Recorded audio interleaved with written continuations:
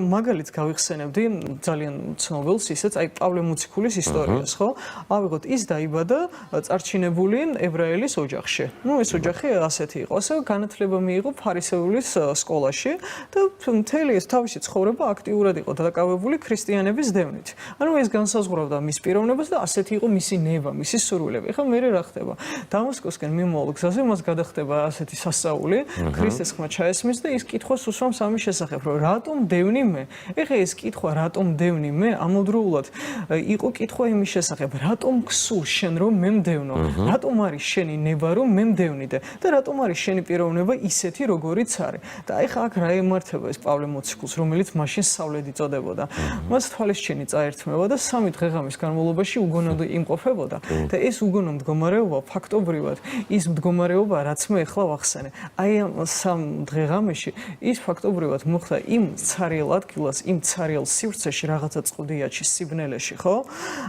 სადაც ყველაფერი ხელახლა შეიძლება დაიწეროს და ეს არის ერთგვარად სიკვდილისებური მდგომარეობა და ამის მერე მან დაიწყო უკვე ახალი ცხოვრება და ის ხელახლა შეიქმნა და ხელახლა დაიწერა აქ მისი სურვილები მისი ნება მისი ბედი და მისი პიროვნება და თუ აქამდე მისი პიროვნება განსაზღვრული იყო იმ სურვილით რომ ვთქვათ ედევნა იგივეს ქრისტიანების მაგალითია ხო ქრისტიანები და მათ სისხლში ქონდა ხელი გასრული. ეხლა უკვე მის ახალ ცხოვრებაში, მის ახალ პიროვნებაში, მისი ნება იყო ექადაგან მკვდრეთით აღდგომის შესახებ და იმ დროების, მომავალი დროების შესახებ, როდესაც ყველანი ახალ ადამიანს შევიმოსავთ და ყველანი გარდავიქმნებით. აი ეს მოხდა მნიშვნელოვანი და ამით მე რისი მინიშნება მინდოდა და რისკენ მოწოდება, რომ არ არსებობს ერთხელ და სამუდამოდ დადგენილი სურვილები, ნება და პიროვნება და შეიძლება რაღაც სიცარიელეში, განსაკუთრებულ სიცარიელეში, რომელსაც თავისი კანონები აქვს, ჩვენ ლოგიკას ვთქვათ არ ექვემდებარება, ამიტომ პროგნოზირება შეუძლებელი ეს ვის დაემართება და როდის დაემართება, მაგრამ ამ ცარიელ ადგილას შეიძლება ხელახლა დაიწეროს მათ შორის შენი ბედისწერაც.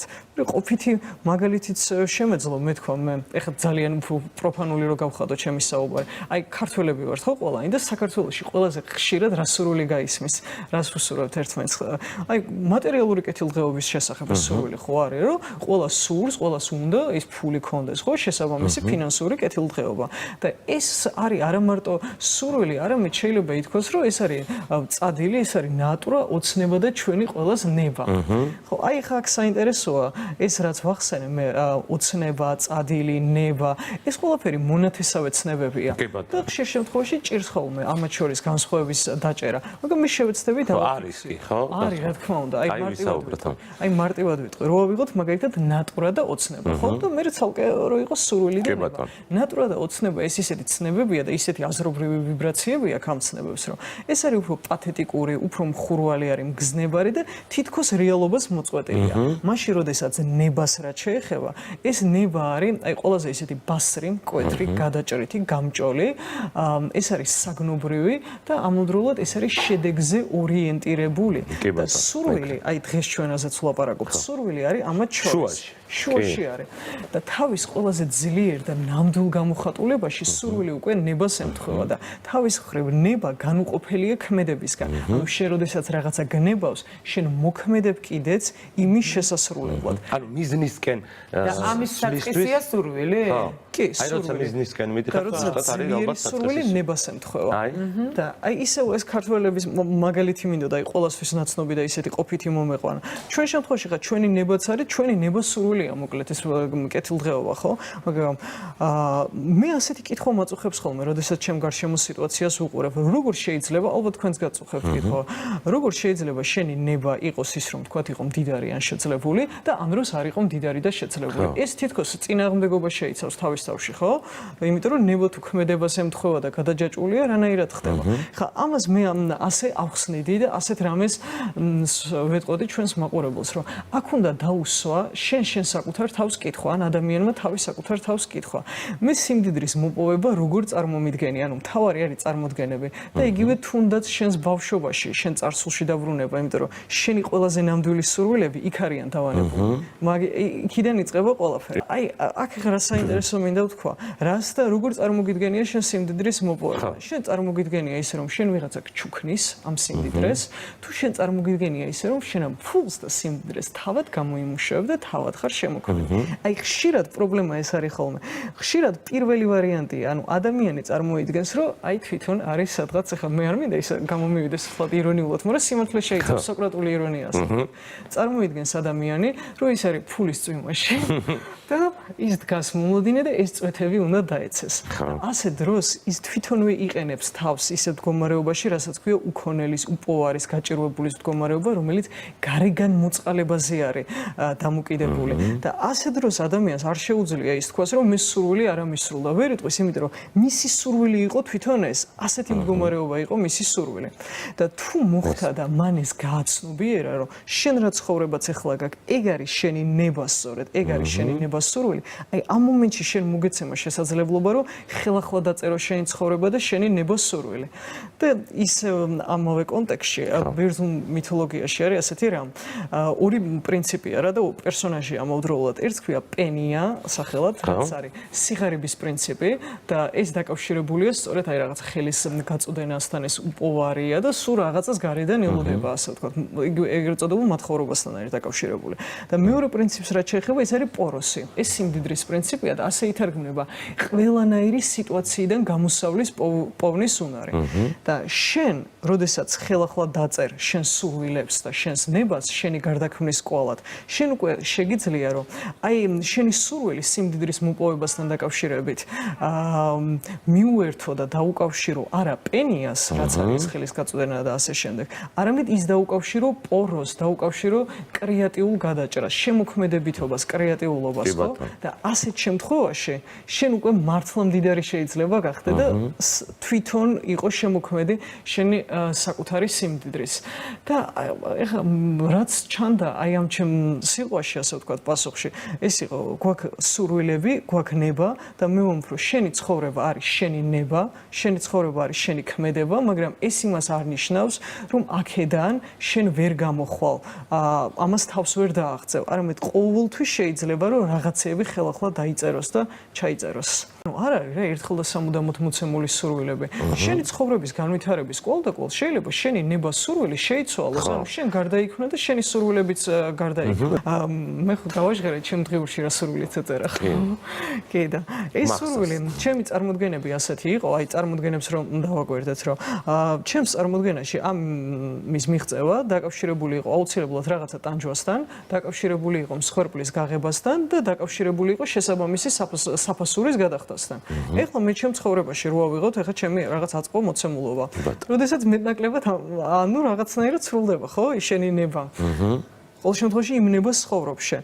და როდესაც ამ ცხოვრებაში ხა ამ ეტაპზე მე ვთქვათ რაღაც შეიძლება ვთქვა მაკლია, ან რაღაცა განსაცდელში ვარ, ან რაღაცა სხვა სფეროში, ამისგან დამოუკიდებელ განსხვავებულ სფეროში მე ხელი მომეცარა, ასე დროს მე არ შემიძლია ჩემ თავს ვუთხრა, რომ იცი, მე მინდა კარგად ვიყო, მე არ მინდა ვიტანჯებოდე, ასე ვთქვათ, ვისი ნება სურვილი არ არის ეს, მაგრამ მე სურვილი არ მისრულდება.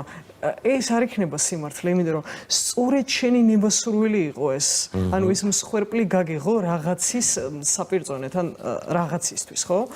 და ამდენად აქ მნიშვნელოვანი რა არის? შენ თუ ამას გაიაზრებ, კიდევ ხელახლა ვამბობ, შეიძლება ეს სურვილი გარდაქმნა და ის ძველი აღარ გინდოდეს. როგორ გარდაქმნა? ერთ სფეროში წარმატება, მეორე სფეროში კრახთან აღარ იყოს დაკავშირებული და დაამთავრო ტრაგედია, რასაც ქვია, ხო, რაც განსაცდელთან არის დაკავშირებული და დაწერო ახალი რამ და ეს ახალი რამ იყოს კომედია, თავისი ახალი სურვილებით და თავისი ახალი ნებით. ეს ვარიანტიც არის ნამდვილი სურვილი და არანამდვილი სურვილი, ხო? მე ერთმანეთისგან მიჯნავ ხოლმე ორი სახის სურვილს. ერთი სახის სურვილს მე უწოდებ ორგანულ სურვილს და მეორეს ვეძახი მექანიკურ სურვილს. ეხლა მექანიკური სურვილი როგორი სურვილია? როდესაც შენ ეს სურვილი გარედან მოგეწოდება, ასეთ სურვილს აქვს და ყავს გარეგანი წყარო. ეხლა დავაკვირდეთ გარეგანი წყაროს შემთხვევაში, ან გარეგანი გამღიზიანებელი შეიძლება დავაკვირდეთ. როდესაც ჩემი ურთიერთობა სუსტდება და იკლებს ამ გარეგან წყაროსთან, ან მე იმ გარემოს ვცილდები, საიდანაც მე ეს სურვილი მომეწოდება, ეხება ამ შემთხვევაში ჩემშიც ხრება თითქოს ეს სურვილი და მე მუდმივად მჭირდება იმ გარეგანი გამღიზიანებლის კვლავ გააქტიურება და ამ სურვილმა მე თავის შესახებ უნდა შემახსენოს და თითქოს ძველი შეგრძნებები განმეახლოს და ეს ნამდვილი არ არის, ეს არის ნაძალადები და ასეთი სურვილებია ცხოვრობენ მოჩვენებითი ცხოვრებით, ხო? და ასეთი სურვილის დაკმაყოფილება შენ ნამდვილ ბედნიერებას ვერ მოგიტანს, იმიტომ რომ ნამდვილად შენი არის გარედან მოდიოდა. ორგანული სურვილი არის თვითმოძრავი, ანუ ის გარედან არ მოძრაობს. ის არის ასე ვთქვათ თვითცოცხალი, სიცოცხლე თავად მასშია და ენერგიაც თავად მასში იმყოფება. ამიტომ გარედან რომ ჩაწყდეს რაღაცა იმპულსები, რაღაცა გამღიზიანებლები რომ ჩაჩუმდნენ, შენი მოქმედება და შენი სურვილი მაინც არ შეწყდება და მაინც არ დამთავრდება. ასეთი სურვილი, კიდევ ერთხელ ვიტყვი, ეს არის ძლიერი სურვილი, ორგანული სურვილი, რომელიც ემთხვევა ნებას. და თავის მხრივ, შენი ნება განუყოფელია ქმედებისგან, ანუ მოქმედებისგან და შენი ნამდვილი მესგან. და ეს შენი ნება, შენი ორგანული სურვილი არის ამავდროულად გამოხატულება შენი თავისუფლებისა.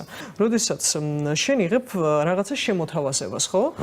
და ეს შემოთავაზება არის კარგი შემოთავაზება, სასურველი შემოთავაზება და წესი შენ ეს უნდა გინდოდეს, როგორ არ უნდა გინდოდეს.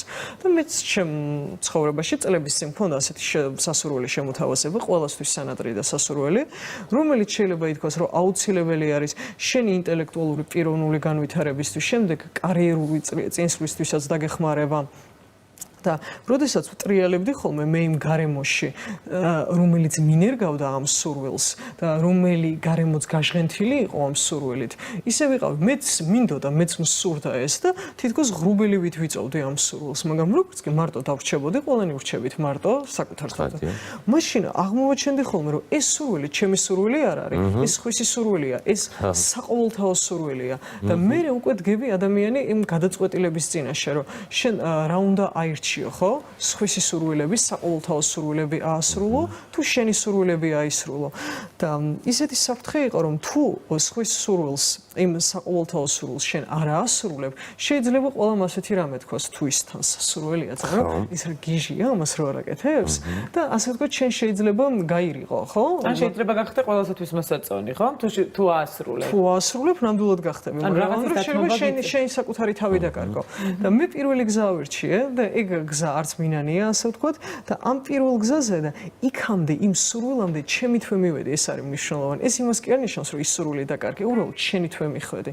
ამას მხოლოდ ეს მომენტია, რომ ამას სჭირდება დიდი დრო და შეიძლება დიდი წვალებაც დაჭირდეს, მაგრამ ბოლოს არის ძალიან დიდი ბედნიერება, რომ აი შენი თვე მიდიხარ. და საერთოდ ასეთ რამეს ვიტყოდი რა ადამიანების მხრიდან. როდესაც ცდილობენ, რომ ვიღაცას ნაძალადებად რაღაცა ასრულებინონ ან სურვილი ჩაუდონ, ეს იმ ადამიანის და პიროვნების მიმართ ჩემი აზრით შეურაცხყოფაც კი არის, იმიტომ რომ ადამიანს უნდა მისცეს საშუალება იყოს ადამიანი და თავისი თავი თვითონვე გარდაქმნას და თავისი თავი თვითონვე შექმნას, ასე ვთქვათ. და აი, მაგრამ ეს აქ რომ ვთქვათ, ისეთი რისკებთან და საფრთხეებთან არის დაკავშირებული, ასეთი მარტივი არ არის ამისი გაკეთება, იმიტომ რომ შენ თავთან მარტო დარჩები, შენ არ იცი იქ რა სურვილი დაგხვდება. და კიდევ ერთი კინოდან შემიძლია მაგალითის მოყვანა. აი ტარკოვსკის ფილმი რო გავახსენოთ. სტალკერში რა არის? იქ არის ოთახი, საიდუმლო ოთახია, სადაც შენი ყველაზე დაფარული და ყველაზე შინაგანი სურვილები გისრულდება. სტალკერი ორ ადამიანს მწერალსა და მეცნიერს, პროფესორს მიუძღვის იმ ოთახისკენ. და მწერალს უნდა რომ თავისი შთაგონება დაიბრუნოს, ეს არის მისი მთავარი სურვილი. და მე ამ ფილმის და სიუჟეტის განვითარების კვლავ აღმოაჩენე, რომ ეს ამ ოთახში შესვლა ჯერ ერთი ვერ დაგეხმარება შენი პრობლემების გადაჭრაში და მეორე, ყველაზე მნიშვნელოვანი, დიდ საფრთხესთან არის დაკავშირებული და სტალკერი ამ მწერალსა და პროფესორს ასეთ ამბავს უყვება. აი ძალიან საინტერესო იყო მისი მასწავლებელი და მისი მასწავლებელი ამ ზონაში, ხო, ზონაზე არის ეს ფილმი ასე.